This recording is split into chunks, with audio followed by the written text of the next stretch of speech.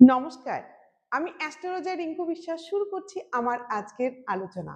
সকলকে শুভেচ্ছা, নতুন বছর এসে গেল।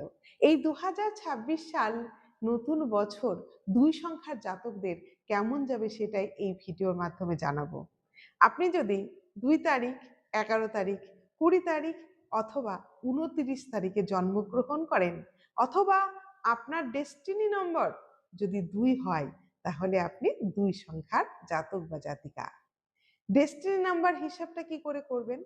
আপনার ডেট অফ বার্থের সম্পূর্ণ সংখ্যা যদি যোগ করেন, অর্থাৎ আপনার দিন, মাস এবং বছর, তার সম্পূর্ণ যোগফল যদি 2, 11, 20 অথবা 29 হয়ে থাকে তাহলে আপনি 2 সংখ্যার জাতক বা জাতিকা।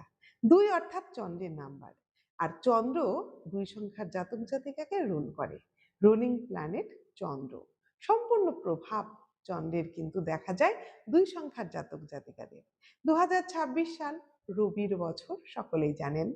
এই রবির বছরে চন্দ্রের জাতক জাতিকাদের কেমন কাটবে?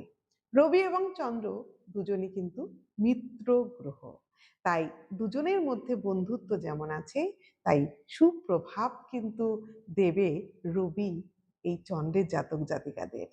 নতুন বছর খুব ভালো কাটবে, বিশেষ করে মানসিক স্বাস্থ্য বেশি ভালো যাবে। কারণ চন্দ্রের জাতক জাতিকা যারা হয়ে থাকে তাদের কিন্তু প্রচন্ড ওভার থিঙ্কিং করার একটা সম্ভাবনা থাকে। এরা ভাবুক প্রকৃতির হয়ে থাকে, আর এরা কিন্তু অনেক ভাবনা চিন্তা করে মনে কষ্ট পায়।